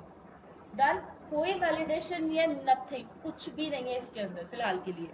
तो मैं सिंपली इसके अंदर क्या करूंगी, मैंने कहा मान लो कि जब मैं इसको सबमिट करूंगी तो सबमिट करने के बाद ही कहाँ पे जाएगा। अभी के लिए ये भूल जाओ कि पासवर्ड मैच नहीं हुए, यूजर नेम नहीं हुआ। मान लो मैंने कहा कि ये जो फॉर्म है इसको वापस लेके चलते हैं, पेज रिलोड करेंगे और यहाँ पे मैंने दिया MK, मान लो मैंने दिया पासवर्ड इतना और मैंने किया सबमिट। तो अब ये किसी और पेज के अंदर चला गया। इसको कहते हैं क्या? रीडायरेक्शन। सबमिट करने के बाद यूजर को कौन से पेज पे भेजना है, इसको रीडायरेक्शन कहते हैं। बात समझ में आई? और अगर मान लो यही चीज आपके पासवर्ड और कंफर्म पासवर्ड जैसे फॉर्म के अंदर हो तो क्या होता है? लॉगिन जैसे फॉर्म के अंदर क्या होता है? क्रिएट एन अकाउंट होगा तो आगे चल पाओगे, वरना नहीं जा पाओगे। मैंने लॉगिन करने की कोशिश करी पर मेरा पासवर्ड नहीं मैच हुआ। वो क्या होता है? वो इस URL के थ्रू सारा काम जाता है। बात समझे इस चीज को लेके? मैंने क्या कहा, इस URL के थ्रू सारा के सारा क्या होगा, आपका डेटा जाएगा। अब मान लो मैंने यहाँ पे कभी ये फाइल रिडायरेक्शन में डाली नहीं थी, डन। ये तो मेरी फाइल तब थी, मैंने कहा अगर सबमिट होगा ना, अगर सबमिट सक्सेसफुली हो गया तो उसको आगे भेजो। और अगर ऐसा नहीं हुआ तो मेरे को यहाँ पे कुछ ना कुछ जावास्क्रिप्ट लगानी पड़ेगी, कुछ वेब APIs को यूज करने पड़ेंगे, एप्लीकेशन प्रोग्राम को यूज करना पड़ेगा, इसके इनबिल्ट जावास्क्रिप्ट के कुछ इनबिल्ट हैंडल्स को यूज करना पड़ेगा ताकि मैं इसके अंदर और भी ज्यादा क्या कर सकूं, वैलिडेशन को लगा सकूं। बात समझ में आई? अब जैसे मैं अभी कोशिश कर रही हूँ एक चीज करने की, सेव करके टैप करके जरा रीलोड करते हैं। एंड मैंने दिया MK, मैंने यहाँ पे अपना पासवर्ड दिया 56, सबमिट किया और अभी ये मेरे पास आ नहीं रहा। एक्चुअली मैंने बहुत चीज़ें करी हुई इसके अंदर ऑलरेडी, तो मैं मेथड पोस्ट करके बताती हूँ पहले। Method gate, I hope successfully हो जाए इसके अंदर ये काम। नहीं हो रहा, मेरे पास हो नहीं रहा। अगर तुम लोग भी अपने लैपटॉप वगैरह में ट्राई करोगे ना यही कोड करके, तुम्हें क्लियर हो जाएगी। मेरे कहने का मतलब ये था कि मान लो मैं यहाँ पे MK टाइप करी हूँ, मेरा पासवर्ड क्या है 90 है, और मैंने यहाँ पे क्या कर दिया, उसको सबमिट कर दिया। तो यहाँ पे ये जो URL है इस पे विजिबल होगा कि मैंने अपनी फील्ड्स के अंदर क्या क्या डेटा डाला है। कहाँ पे? एक्शन के बाद? नहीं नहीं, सही है, सिंगल है वो तो आएगा ही। एक्शन है ना, उसको छोड़ दो। अभी मैंने इसके अंदर प्रॉपर टैग्स भी तो नहीं ना लगाए, मैंने प्रॉपर टैग्स लगाया ना, कोई लेबल लगाया ना कुछ। Enter your password place holder, इसको छोड़ दो फिलहाल। सिंपल सा लॉजिक है, मैं कोड सेंड भी करूंगी, तुम लोग कहीं ना कहीं अपने HTML में चीज़ें करके देखना। मैंने सिंपल सा लॉजिक क्या किया, मैंने कहा मैंने यहाँ पे यूजर नेम डाला, मैंने पासवर्ड डाला के, मैंने सबमिट करा, और यहाँ पे URL पे वो जो मेरा डेटा होगा वो मुझे विजिबल भी होगा, क्योंकि यहीं से डेटा ट्रांसमिट होता है। बेसिकली जो भी फॉर्म्स आप भरते हो उसका जितना भी डेटा होता है URL में दिखाई देता है।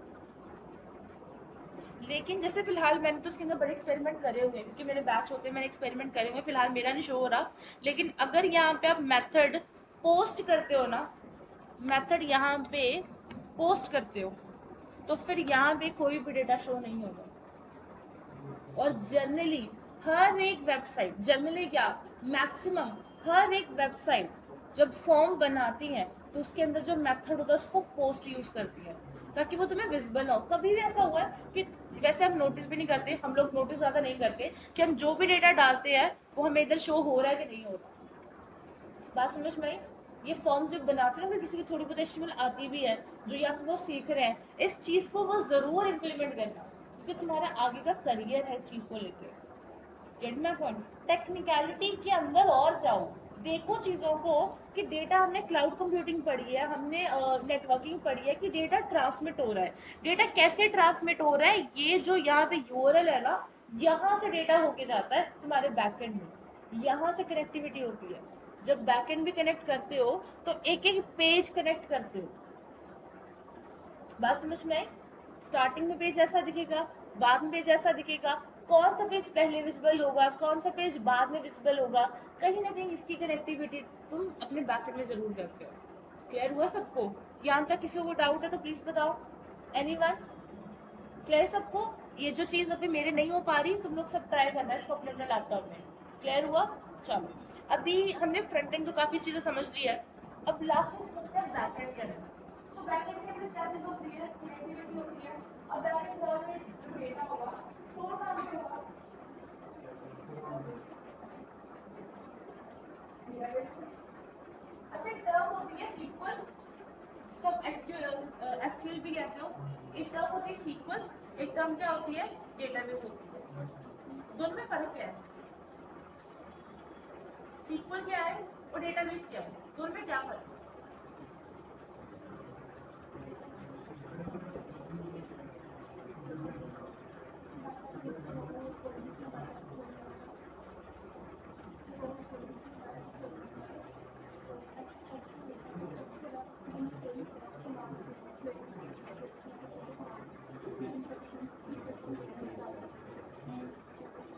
बस ये डेटाबेस हमेशा रोज कॉलम का होता है।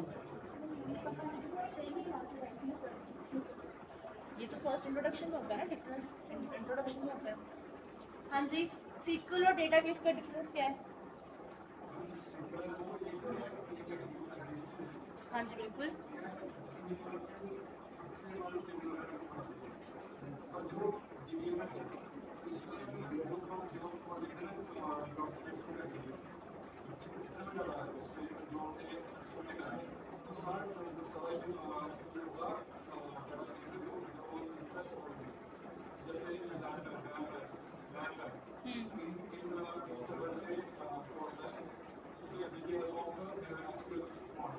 वेरी गुड, बहुत अच्छा।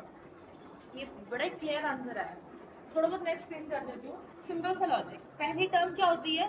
डेटाबेस। अब डेटाबेस में क्या होता है? जहाँ पे एक्चुअली में डेटा क्या होता है? स्टोर होता है। सो डेटाबेस क्या होगा? एक स्टोरेज एरिया हो गया। और जरूरी नहीं है कि हमेशा ही डेटाबेस रोज कॉलम में हो। जो database data rows and column में स्टोर करता है उसको हम क्या बोलते हैं? RDBMS। वो रिलेशनल डेटाबेस मैनेजमेंट सिस्टम है। अब बात रहेगी सिर्फ DBMS की। तो DBMS क्या होता है? डेटाबेस मैनेजमेंट सिस्टम होता है। डेटाबेस मैनेजमेंट सिस्टम के अंदर वो सारे कंसेप्ट होते हैं जिससे हम एक डेटाबेस को मैनेज या मैनिपुलेट कर सकते हैं। मैनेज करने का मतलब ये है कि उसके अंदर का स्टोर डेटा जो है उसको प्रोटेक्ट करके रखना, उसके लिए प्रोटोकॉल्स लगाने। Gate my point? और जो सेकंड टर्म है उसका मतलब क्या हो गया? मैनिपुलेट का मतलब क्या हो गया? उसके अंदर ऑपरेशंस परफॉर्म करने। कौन कौन से? Update and insert. बेसिकली जब हम डेटाबेस में मैनिपुलेशन की बात करते हैं तो तीन सबसे इंपॉर्टेंट चीजें आती हैं: इंसर्ट, अपडेट एंड डिलीट। क्योंकि उसके अंदर का स्टोर्ड डेटा जो है हम उसकी बात कर रहे होते हैं। Gate my point? और डीबीएमएस क्या है? वो सारे कंसेप्ट इसके अंदर आ गए जो कि क्या करेंगे? मैनिपुलेट करेंगे इसके लिए। लेकिन डीबीएमएस क्या है? एक थ्योरेटिकल कंसेप्ट है। बात समझे? डीबीएमएस यानी कि ऐसा एक सिस्टम है जो डेटाबेस को मैनेज करे। डेटाबेस मैनेजमेंट सिस्टम के अंदर हर एक थ्योरेटिकल कंसेप्ट है। अगर उस चीज को आप प्रैक्टिकल करना चाहते हो, उसको रियल वर्ल्ड में क्या करना चाहते हो? इम्प्लीमेंट करना चाहते हो। कहने का मतलब क्या है? डीबीएमएस में तुमने कमांड्स पढ़ ली, डीडीए कमांड्स होती हैं जो स्ट्रक्चर बनाने के लिए होती होगी, कोई create, drop, alter, truncate. Getting my point? तो ये जो 4 से 5 कमांड होगी, रीनेम भी होती है, ये जो सारी कमांड्स होगी वो बेसिकली क्या काम करेगी? डेटाबेस के ऊपर काम करेगी, उसको क्रिएट करने में। अभी तो हमने रिकॉर्ड्स की बात नहीं करी, बात समझे इस चीज को लेके? हमने कहा ये जो जितनी कमांड्स होगी वो सारी डीबीएमएस की होगी, लेकिन तुम डीबीएमएस को नहीं इम्प्लीमेंट कर सकते। बात समझो। तो तुम्हें क्या चाहिए होगा? एसक्यूएल या फिर सीक्वल नाम का एक एप्लीकेशन प्रोग्राम, एक सॉफ्टवेयर चाहिए होगा। Getting my point? तुम डायरेक्ट तो सर्वर के अंदर काम कर नहीं सकते, कहाँ सर्वर के ताले खोलते जाओगे, ऐसा तो कुछ नहीं होता। सर्वर क्या है, वो हार्डवेयर ही है सारा ही सारा। बात समझ में आई? जहाँ पे एक्चुअली में डेटाबेस पड़ा होता है। अब मेरा क्वेश्चन ये है कि तुम डायरेक्ट तो उसके ऊपर काम कर नहीं सकते। मैं एज अ यूजर, मुझे ये करना है, किसी का फर्स्ट नेम निकालना है, फर्स्ट नेम निकाला, उसकी मंथली सैलरी चाहिए। सर्वर के अंदर थोड़ा जाके काम करोगे, तुम्हें एक सॉफ्टवेयर चाहिए। वो सॉफ्टवेयर क्या है? वो सॉफ्टवेयर सीक्वल है। बात समझ में आई? स्ट्रक्चर्ड क्वेरी लैंग्वेज, जिसके अंदर तुम जितना कंसेप्ट पढ़ते हो ना, वो स्ट्रक्चराइज्ड होता ही नहीं है। ये फैक्ट है सीक्वल का। सीक्वल के अंदर स्ट्रक्चराइज कोई जैसी चीज होती ही नहीं है, वो सिर्फ क्वेरी लैंग्वेज है। स्ट्रक्चराइज काम तब शुरू होता है जब तुम लोग PL सीक्वल पढ़ते हो। वो क्या होता है? Procedural structured query language. तब जाके प्रोसीजर शुरू होते हैं, फंक्शन शुरू होते हैं, ट्रिगर शुरू होते हैं, इंडेक्सेस शुरू होते हैं। ये सारी के सारी रियलिटी है डेटाबेस की, DBMS की, सीक्वल की एंड PL सीक्वल की। बात सबको समझ में आई? क्लियर हो रहा है कि क्या क्या पढ़ना है? अगर तुम लोग भी कल को सीक्वल ज्वाइन करते हो तो ये सारे कंसेप्ट तुम लोगों को पढ़ने हैं। जैसे अगर सीक्वल भी है तो उसके अंदर क्या क्या कंसेप्ट होते हैं? डिटेल कमांड सारी होती है, रेफरेंशियल इंटेग्रिटी सारी होती है। रेफरेंशियल, हाँ जी, एग्जैक्टली, रेफरेंशियल इंटेग्रिटी उसी को कहते हैं। कंस्ट्रेंट का जो पूरा पूरा चैप्टर है, बात समझ में आई? प्राइमरी होती है, फॉर्म की होती है, वो चलो तुम आगे बैचेस में पढ़ोगे। इसके अलावा नॉर्मलाइजेशन होती है, जो कि डिजाइन थ्योरी होती है। डेटाबेस के अंदर डिजाइन थ्योरी बहुत इंपॉर्टेंट होती है, जिसमें उसका आर्किटेक्चर, डिजाइन थ्योरी नंबर 1 जिसका आर्किटेक्चर होता है, and design number theory number 2 होती है जो नॉर्मलाइजेशन होता है, एंड फर्दर कंसेप्ट होते हैं जो कि सीक्वल पे डिपेंड होते हैं। अब मेरा एक क्वेश्चन, ये जो सारा डेटाबेस है, मतलब सीक्वल का जो सॉफ्टवेयर होगा, ये कंपनी को हमने बना के देना है, ये तो सबको पता ही है। जैसे नॉवेल्टी है, नॉवेल्टी के अंदर पहले क्या होता था? तुम पर्ची लेके जाओ, जो भी तुम्हारा नंबर वगैरह लिखा होगा, तुमने लास्ट कब चेकअप करा, तुम्हें खुद से पर्ची लेके जाने की जरूरत होती थी। सारा काम अब कंप्यूटराइज्ड हो गया। ठीक है जी, सारे काम कंप्यूटराइज्ड है। तुमने अपना नाम बताना है और तुम्हारा उधर वो सर्च कर लेंगे, डन। कुछ और तुमसे एसेंशियल चीजें पूछेंगे एंड तुमसे सारी सर्चिंग वो खुद ही कर लेंगे। तुम लास्ट टाइम कब आए, आंखों का नंबर क्या है, कितनी बार विजिट कर चुकी हो, रेगुलर चेकअप्स कितने बार हो चुके हैं, आगे की क्या ऑपरेशन है, वो सारा उनके पास डेटा स्टोर होता है। तो वो डेटाबेस में जा रहा है और कहाँ पे जा रहा है? तो कोई कंपनी तो होगी ना जिन्होंने इसको नॉवेल्टी कोई सारा कंप्यूटर सिस्टम करके दिया होगा, सारा इंफ्रास्ट्रक्चर इन्होंने चेंज करके दे दिया। वो टीम कौन सी होती है, उस टीम को क्या कहते हैं? कौन स्टैब्लिश करता है डेटाबेस? कौन सा administrator? DBA, database administrator, DBA। And DBA can be a group of person, चाहे वो पूरा ग्रुप ऑफ स्टाफ भी हो सकता है, एक सिंगल पर्सन भी हो सकता है। Getting my point? जैसे नॉवेल्टी जैसे एक बहुत बड़ी ऑर्गेनाइजेशन समझ लो, इसके लिए मुझे क्या चाहिए? पूरा ग्रुप चाहिए, इकल्ले बंदे से थोड़ा ना काम होगा। अब मेरी फ्रेंड ने मेरे को किसी ने कहा कि चल ठीक है, मेरे को बस छोटा सा अपना 4x4 का इंस्टॉल करवाना है, तो उसके लिए इकल्ला बंदा ही काफी है। ये जो सारा कंप्यूटर काम हुआ है, क्या यहाँ पे वायरिंग नहीं हुई? कोर्स हुई है। कितनी वायरिंग हो चुकी होगी जिससे ये सारे कम्युनिकेशन हो रहे हैं, ट्रांसमिशन हो रहे हैं, अनाउंसमेंट्स हो रही होती हैं। ये कैसे होता है? ये सारा नेटवर्किंग ही है। तुम कुछ भी चीज पढ़ लो, जितने कंसेप्ट तुमने PLT के अंदर पढ़े ना, थोड़े थोड़े करके जितने पढ़े हैं, ये सारे IT फील्ड के अंदर चल रहे हैं, इनमें से एक भी नहीं छूटना। हर एक चीज चलनी है, because everything is connected. And apart from all these thing, तुम्हारा जॉब क्या है इसके अंदर? तुम्हारी सबसे पहली जॉब रिक्वायरमेंट ये है, तुम अपनी फील्ड को पहचान लो। तुम्हारी फील्ड क्या है? तुमने BTech कर ली या तुमने BCA कर ली, तुमने 5 साल भी लगा लिए, तुमने ग्रेजुएशन भी कर ली, PG भी कर, मतलब पोस्ट ग्रेजुएशन भी कर ली, UG PG तुम्हारी दोनों कंप्लीट है, तुम्हारी अभी तक प्लेसमेंट नहीं हो रही, और मान लो तुम्हारी प्लेसमेंट हो भी गई तुक्के से, तुम हो क्या? तुम क्या कहोगे इंटरव्यूअर को? That I am particular from this field. तुम्हारी फील्ड क्या है? तुम्हें ये पता है? You people are what? अगर मैं तुम्हें सबको ग्रुप में डाल दूं, apart from the PLT classes, individual तुम लोग हो, तुम लोग अपने आप को क्या कहलवाओगे? कौन से इंजीनियर हो तुम लोग? कौन से इंजीनियर हो? Software engineer. सॉफ्टवेयर इंजीनियर क्या करते हैं, काम क्या उनका?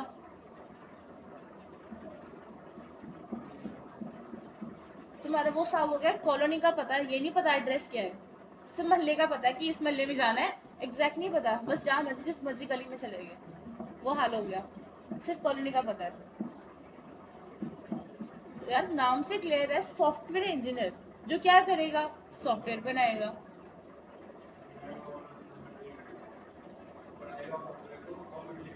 Exactly exactly. अब इसके अंदर तुम लोगों ने सॉफ्टवेयर बना दिए, एक फील्ड और होती है, हाँ वो आईटी है, सारा कुछ है, सारा आईटी है, प्रोग्रामिंग हुआ है, सब आईटी है, और कुछ नहीं है, इंफॉर्मेशन टेक्नोलॉजी है सारा। इसके अलावा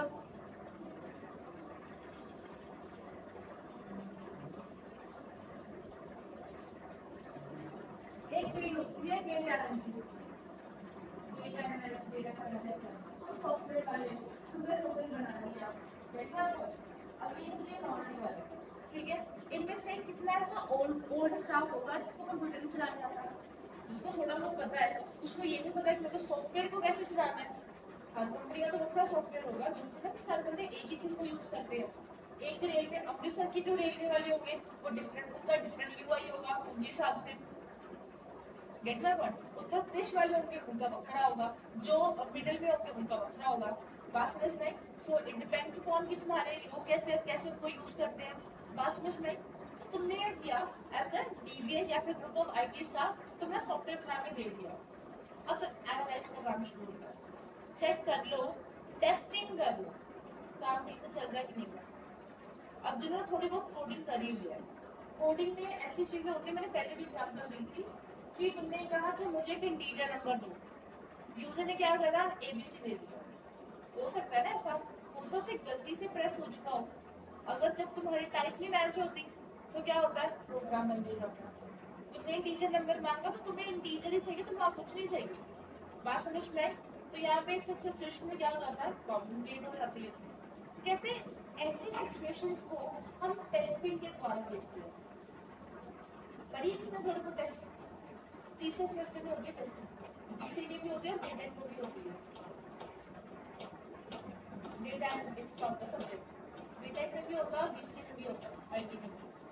कौन सा होता है टेस्टिंग, दो तरीके की होती है, white box testing and black box testing. इसके बारे में पढ़ना जरूर, बहुत इंटरेस्टिंग है कि कैसे छोटे छोटे सेक्शंस में लेके black box and white box testing को यूज करा जाता है। इसके बारे में पढ़ना जरूर, ये मत सोचना कि पीएलडी क्लासेस खत्म हो गया चलो कोई नहीं, रहने दो क्या फर्क पड़ता है, ये मत सोचना, क्लियर हो सबको।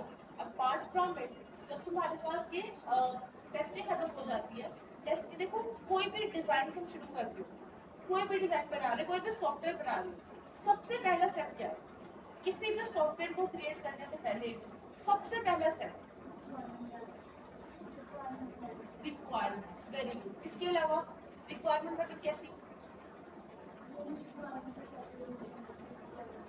ये चीज हमें एक ऑर्गेनाइजेशन से बात करके करनी पड़ती है। पहली चीज आते हैं एक्सपेंडिचर, कितना एक्सपेंड कर सकते हो, तुम्हें एक डेटाबेस को एस्टैब्लिश करना है, तुम कितना लगा सकते हो, कोई 56 करोड़ तक लगा सकते हो कि नहीं लगा सकते, 50 करोड़ तक लगा सकते हो कि नहीं लगा सकते, कितना तुम्हारा खर्चा आएगा, कि तुम्हें एक बजट में लेके चलना है, बजट डिसाइड होता है, बात समझ में आई। कंपनी वाला सारा काम हो गया, अब टीम ने काम शुरू करना है, तो जब बात आ गई टीम पे, तो सेकेंड काम क्या शुरू होगा, what will be the second step,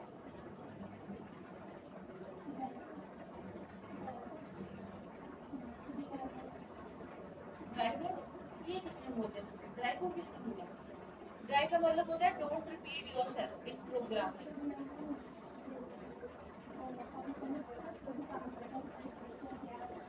उसको क्या कहते हैं, स्टडी करना है, किसको स्टडी करना है,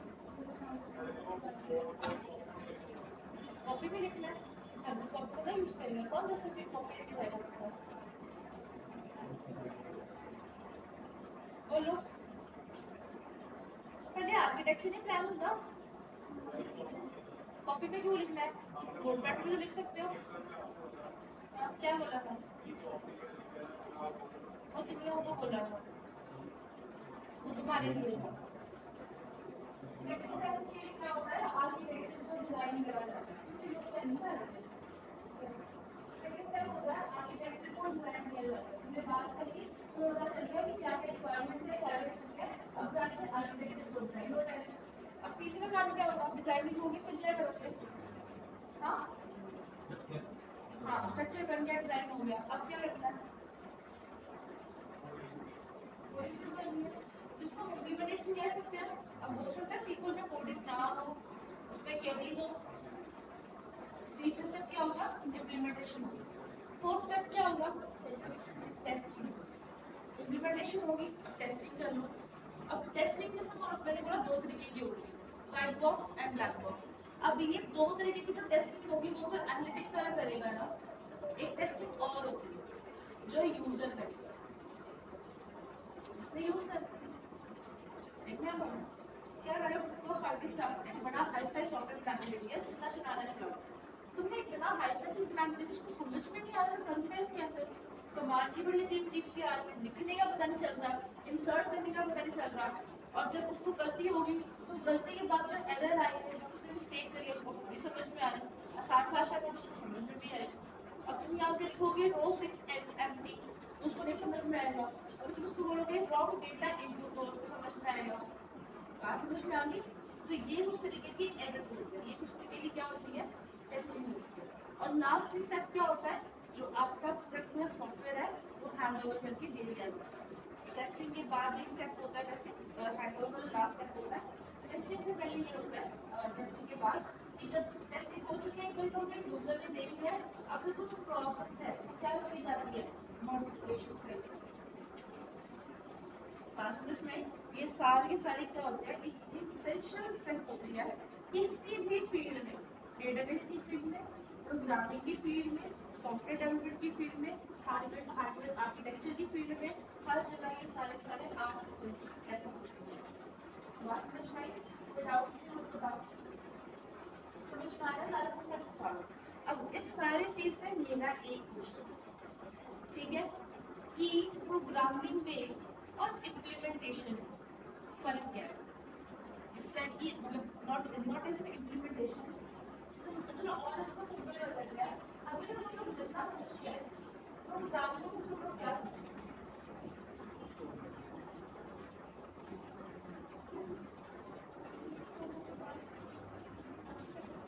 प्रोग्रामिंग से हमारा क्या समझे, क्या अंडरस्टैंड करते हैं, किसके लिए यूज होती है, ये सारा काम है प्रोग्रामिंग का, करना कैसे होता है।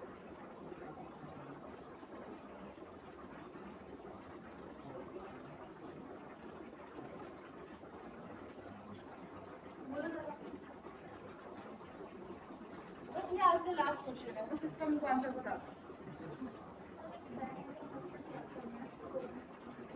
वो प्रोग्रामिंग है, वेरी गुड। इसके अलावा कोई नया आंसर?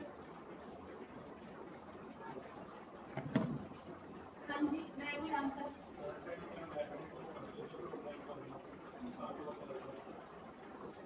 और हाँ, एक्टिविटी, फिर एक्टिविटी, हाँ सेम हो गया। इसके अलावा प्रोग्रामिंग कोई आंसर नहीं हो, इनको तो भी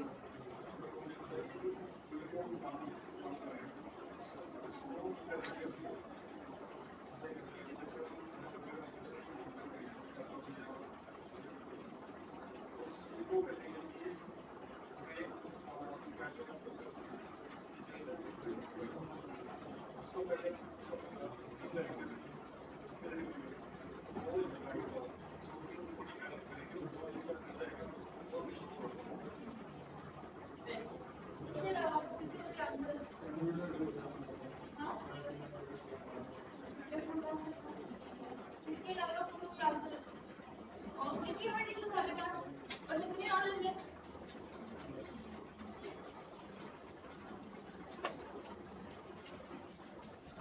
बस इतनी नॉलेज है?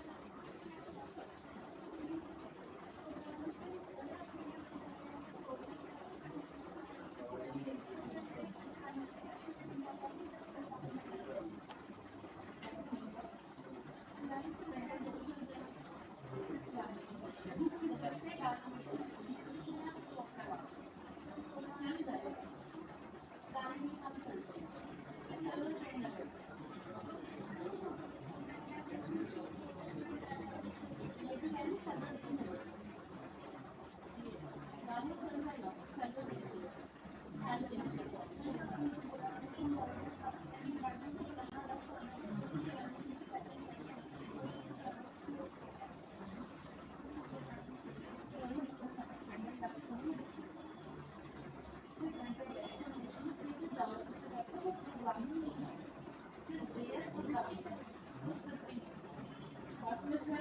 हाँ जी, बातें तो लोग की बहुत हो रही है, आंसर तो लोग निकल के पार्शली जितने भी आंसर दिया वो सब कैसे पार्शली नॉट कंप्लीट पार्शली वैसे जितना भी जो टर्म डिफाइन करती है जो सबकी एक एक चीज करेक्ट है एक एक चीज प्रोग्रामिंग से हमारा मतलब भी क्या है तुम लोग जो कोड लिख रहे हो जो प्रोग्राम लिख रहे हो इससे तो क्या है सारे वही तो प्रोग्राम से अब वो डिपेंड करता है तो डिफरेंट पर्पस के लिए करते हो कोई वेब डिजाइनिंग के लिए करेगा बस ये से जावास्क्रिप्ट तो सारी कहाँ पे आ रही है तो फिर वेब डिजाइनिंग होगी तो कुछ बैकएंड अलग से कोई बैकएंड की स्ट्रीम होगी बात उसमें फिर अलग से एडमिनिस्ट्रेशन के लिए चीज होगी कुछ छोटे मोटे सॉफ्टवेयर बनाने स्मॉल स्केल होते हैं होते ना वो चीजें छोटे मोटे स्मॉल स्केल को बिलिंग सिस्टम बनाना होता है वो पूरी चीज हो जाती है टिकट रिजर्वेशन बनानी होती है वो अपनी कोडिंग हो जाती है प्रोग्रामिंग करो वेब डिजाइनिंग करो या फिर स्कूल का काम करो वो हर सारे काम पे तो कहीं ना कहीं प्रोग्राम भी है प्रोग्रामिंग कर तो रहे हो बट फिर भी वो क्या है वो प्रोग्रामिंग नहीं है HTML CSS जैसे वेब डिजाइनिंग है तो वेब डिजाइनिंग के अंदर हाफ प्रोग्रामिंग चलती है हाफ प्रोग्रामिंग का मतलब क्या होता है जो तुम बेसिक एसेंशियल यूज करते हो स्ट्रक्चर को यूज करते हो सारे स्क्रिप्ट के वो प्रोग्रामिंग तो नहीं है HTML CSS और जावास्क्रिप्ट उसके अंदर सिर्फ एक ही लैंग्वेज है जो कि प्रोग्रामिंग है सिर्फ जावास्क्रिप्ट प्रोग्रामिंग है जहाँ पर तुम वर्क परफॉर्म करते हो HTML CSS या तो वो एक मार्कअप लैंग्वेज है या वो कहो उसमें स्क्रिप्टिंग लैंग्वेज मार्कअप का मतलब क्या होता है सर क्या फायदा कॉपी खोलने का जब टिप्स पे नहीं है उसका फायदा क्या है नॉट एक्सेप्टेबल मार्कअप का मतलब बेसिकली क्या होता है सिंपल से लैंग्वेज का मतलब आपकी एक्सटेंडेबल लैंग्वेज सीखनी होती है क्या क्या और इसके अंदर पढ़ते हो क्लियर हुआ सबको कोई डाउट है थ्रू आउट जितने भी सेशन करे हैं किसी को डाउट रहता हो जो शायद तुमने डाल दिया हो या समथिंग कुछ और है किसी को कोई एक बार चेक कर लो पासबुक चेक कर लो किसी को कोई डाउट है जो रहता है जो नहीं क्लियर हुआ जस्ट में चेक कर लो क्या टेक्निक्स टेक्निक्स होती है कि मीडिया किस तरीके से ट्रांसफर हो रहा है डेटा पैकेट का अपडेट लो वो किस तरीके से एक कंप्यूटर से दूसरे कंप्यूटर पर ट्रांसफर होता है लेकिन टेक्नोलॉजी सारे सारे टेक्निक्स ही डिफाइन करती है कि क्या डिफरेंट डिफरेंट टेक्निक्स है कुछ टाइम लेती है कुछ टाइम बहुत कम लेती है कुछ बहुत ज़्यादा लेती है कुछ पुरानी है कुछ नई है कुछ छोटे सिस्टम के लिए कुछ बहुत बड़े सिस्टम के लिए तो ये सारे टेक्निक्स है इसके अलावा क्या क्या था एक बार चेक करो सारे डाउट्स